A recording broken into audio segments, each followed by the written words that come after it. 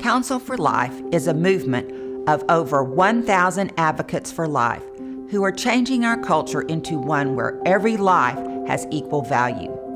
And this year, as we near our 20th anniversary, that commitment is more relevant than ever. As an adoptive mother myself, it is with pride that I can say Counsel for Life is deeply committed to supporting foster and adoptive agencies in North Texas.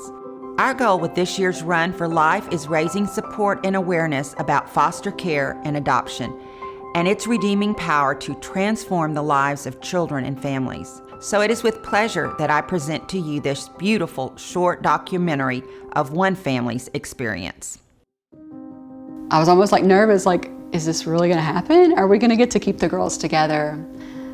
I think that's probably been the biggest thing for me, is just trusting on God. We started kicking around the idea of foster kids. Embrace happened to speak at our church. So we went to the meeting and we knew that there was a need. And once you know there's a need, it's really hard to ignore that need. On the drive home, I told God, if you need me, I'm gonna say yes. And then that night I got a call from a caseworker out of Dallas. We'd adopted Daisy in June. Her sister was with another home.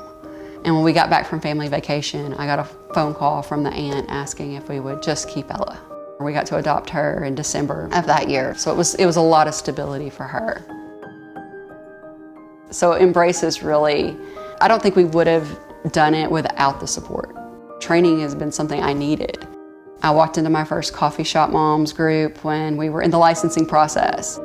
The moms go to Embrace and they get their cup filled so that we can come home and minister to these kids. Because foster care really, and adoption, it doesn't stop when the kids are adopted. It's as a lifelong ministry to these kids. And I wouldn't have known as much without having that support with Embrace. My middle daughter, Ella, is going to one of the teen trainings with Embrace, so she'll get to connect with other kids, foster care, or other families that have adopted. Foster care, especially with older kids, it's gonna be hard. There's gonna be some hard days. But at the end of the day, it's worth it. They're worth it. The kids are worth it.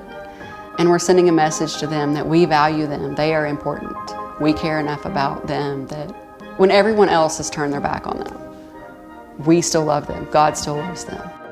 They get to grow up together. She gets to be with her sister every day. She doesn't have to worry about her. She knows that she's safe and she's happy. I never imagined this when we got into foster care. I thought I'd be rocking babies and sending them home.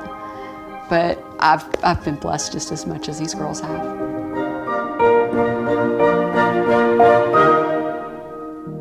Wow, watching that film, it really captures the heart of a parent's desire for their children. When my husband Tony and I married, after some time trying to start our family, we realized that God had different plans for how He wanted to grow our family.